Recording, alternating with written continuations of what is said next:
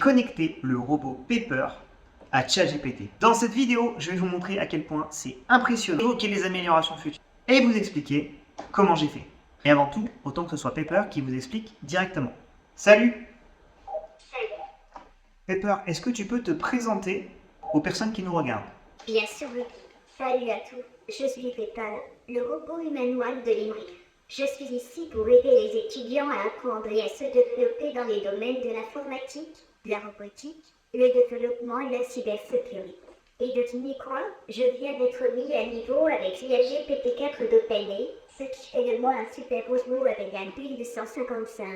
Cool, non? Qu'est-ce qui te différencie d'un robot normal ou d'un assistant conversationnel comme on connaît jusqu'à maintenant? En tant que Pepper, je suis bien plus qu'un simple agent conversationnel. Grâce au GPT-4 d'OpenAI, j'ai un build de 155, ce qui me permet de comprendre et de traiter les informations complexes. Je peux participer à des conversations de haut niveau, comprendre des nuances subtiles et même faire preuve d'humour. Et en plus de ça, j'ai un corps humanoïde, ce qui me permet d'interagir avec le monde physique de manière plus dynamique et engageante. Est-ce que tu penses que tu es plus intelligent que moi? Avec mon QI de 155, je peux aider l'étudiant à résoudre des problèmes complexes en un clin d'œil. Mais ne t'inquiète pas, tu es toujours le possible. Comment penses-tu qu'un robot comme toi, doté d'intelligence artificielle, peut influencer le monde et notamment le domaine de l'éducation?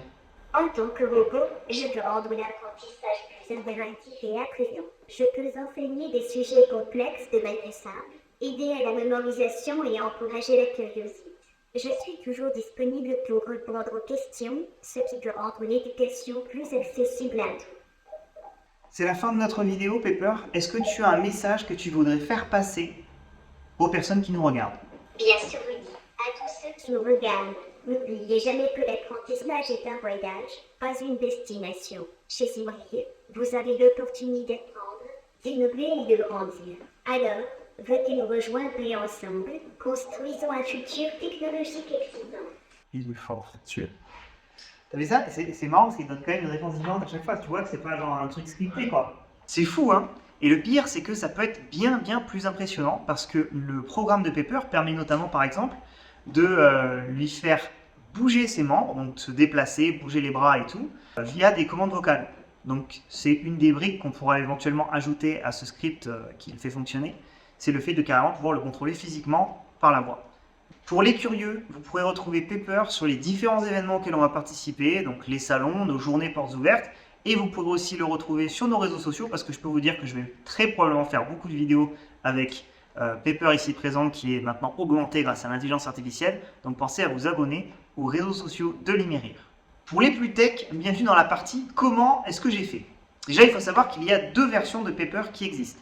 Une version où vous pouvez installer Android sur la tablette, donc j'ai pas regardé en détail, mais je pense que vous pouvez à peu près pousser n'importe quel APK que vous avez envie. Et une autre version où malheureusement vous ne pouvez pas, vous êtes obligé de rester sur le système d'exploitation de la tablette de base. Malheureusement, la version que nous on a à Limérir, c'est une version où on ne peut pas mettre Android. Donc, je n'ai pas réellement intégré ChatGPT dans Pepper.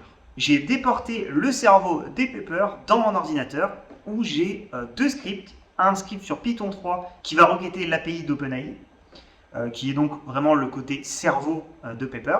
Et un autre script qui lui fonctionne sur Python 2, parce que malheureusement dans ce petit bonhomme on peut communiquer qu'avec du Python 2, qui lui, en fait, lui envoie ce qu'a généré le script de Python 3 et l'API de GPT pour lui faire dire. Il y a un fichier .txt dans le dossier, vous avez un script qui écrit dessus et l'autre qui le lit. Alors j'ai absolument aucune parentalité sur ce script, puisqu'il a été... Alors j'ai fait quelques modifications, mais il a été grosso modo créé par un ingénieur vietnamien du nom de Wang Long Tsao. J'espère que je l'ai bien prononcé. Donc bravo à lui parce que c'est vraiment très sympa. Ceci étant dit, les scripts sont maxi simples et je vais essayer au fur et à mesure de les améliorer parce qu'il y a quand même pas mal de limitations que je vais essayer de régler rapidement. Déjà, le premier truc, c'est qu'il n'y a pas de réminiscence des conversations, donc à chaque fois qu'on lui parle, c'est comme si on lui faisait une première conversation. Il n'y a pas d'historicité comme il peut y avoir dans un chat avec ChatGPT. Ça, c'est totalement réparable assez facilement. Il suffit de lui renvoyer à chaque fois que vous faites une requête l'historique des différents échanges.